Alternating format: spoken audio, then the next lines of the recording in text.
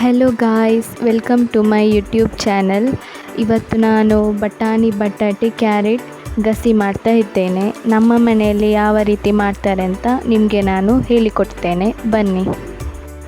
ನಾನೀಗ ಉದ್ದ ಮೆಣಸು 6 ತೊಗೊಂಡಿದ್ದೇನೆ, ಗಿಡ್ಡದ್ದು 5, 1.5 ಸ್ಪೂನಷ್ಟು ಕೊತ್ತಂಬರಿ, ಆದಮೇಲೆ ಸ್ವಲ್ಪ ಅರಿಶಿನ, ಒಂದು ಚಿಕ್ಕದು ಹುಳಿ ತೊಗೊಂಡಿದ್ದೇನೆ, ಆಮೇಲೆ ನೆಲ್ ಸೀಡ್ಸ್ ಒಂದು 1/2 ಸ್ಪೂನ್, ಆಮೇಲೆ ಜೀರಿಗೆ 5ರಿಂದ 6 ಬೆಳ್ಳುಳ್ಳಿ, ಉದ್ದ ಮೆಣಸು, ಗಿಡ್ಡ ಮೆಣಸು, ಸ್ವಲ್ಪ ಅರಿಶಿನ, ಹುಳಿ ಮತ್ತು ಕೊತ್ತಂಬರಿಯನ್ನು ಮಿಕ್ಸಿಗೆ ಹಾಕ್ಕೊಂಡಿದ್ದೇನೆ. ಈಗ ಇದನ್ನು ಗ್ರೈಂಡ್ ಮಾಡಿ ತರುವ.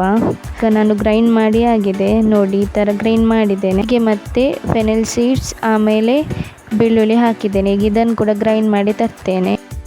ನೋಡಿ, ಗ್ರೈಂಡ್ ಮಾಡಿದ್ದೇನೆ, ಈ ಥರ ಆಗಿದೆ. ಆಮೇಲೆ ನಾನು ಕಾಯಿ ತುರಿ ತೊಗೊಂಡಿದ್ದೇನೆ, 1.5 ಹೋಲಷ್ಟು ಕಾಯಿ ತುರಿ ತೊಗೊಂಡಿದ್ದೇನೆ. ಈಗ ಇದನ್ನು ಕೂಡ ಮಿಕ್ಸಿಗೆ ಹಾಕುವ. ನೋಡಿ, ಈಗ ಸ್ವಲ್ಪ ನೀರು ಹಾಕ್ಕೊಂಡು ಗ್ರೈಂಡ್ ಮಾಡಿ ತರುವ. ನೋಡಿ ಫ್ರೆಂಡ್ಸ್, ನಾನು ನೀರು ಹಾಕಿ ಗ್ರೈಂಡ್ ಮಾಡಿ ತಂದಿದ್ದೇನೆ. ಸ್ವಲ್ಪನೇ ನೀರು ಹಾಕಿ ಗ್ರೈಂಡ್ ಮಾಡಿ ತರಬೇಕು. ಈಗ ಬಟಾಣಿಯನ್ನು ಬೇಯಿಸಬೇಕು. ಈರುಳ್ಳಿ ಆಮೇಲೆ ಕರಿಬೇವಿನ ಸೊಪ್ಪು ತೊಗೊಂಡಿದ್ದೇನೆ. ಈಗ ಎಲ್ಲವನ್ನು ಕುಕ್ಕರಿಗೆ ಹಾಕುವ. ನೋಡಿ ಫ್ರೆಂಡ್ಸ್, ಈಗ ಇದನ್ನು ಬೇಯಿಸಿ ತರುವ.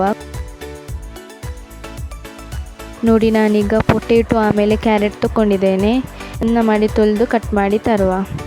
ನೋಡಿ ಫ್ರೆಂಡ್ಸ್, ನಾನು ಕಟ್ ಮಾಡಿ ತಂದಿದ್ದೇನೆ, ಚೆಂದ ಮಾಡಿ ತೊಳೆದು. ನಾನು ಸಿಪ್ಪೆ ಹಾಗೇ ಬಿಟ್ಟಿದ್ದೇನೆ ಪೊಟೇಟೊದಲ್ಲಿ, ಯಾಕೆಂದರೆ ಸಿಪ್ಪೆ ಹಾಕಿ ಮಾಡಿದರೆ ಗ್ಯಾಸ್ಟ್ರಿಕ್ ಪ್ರಾಬ್ಲಮ್ ಬರಲ್ಲ. ನೋಡಿ, ಈಗ ನಾನು ಬಟಾಣಿಯನ್ನು ಬೇಯಿಸಿದ್ದೇನೆ. ಈಗ ಬೇಯಿಸಿದ ಬಟಾಣಿಗೆ ಈಗ ನಾವು ಕ್ಯಾರೆಟ್ ಆ್ಯಂಡ್ ಪೊಟೇಟೊ ಹಾಕುವ.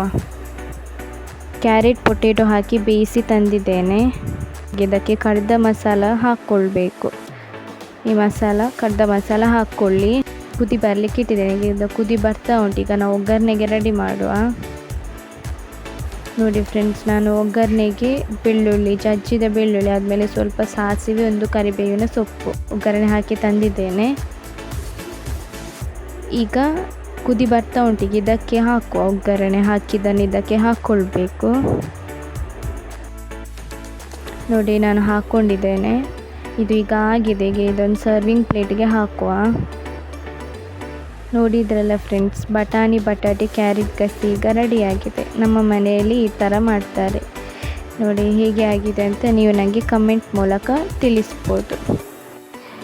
ನಿಮಗೆ ನನ್ನ ವಿಡಿಯೋ ಇಷ್ಟ ಆಗಿದ್ದರೆ ಪ್ಲೀಸ್ ಸಬ್ಸ್ಕ್ರೈಬ್ ಮಾಡಿ, ಹಾಗೆಯೇ ಲೈಕ್ ಮಾಡಿ. ಪ್ಲೀಸ್ ನನಗೆ ಸಪೋರ್ಟ್ ಮಾಡಿ guys. Thank you so much.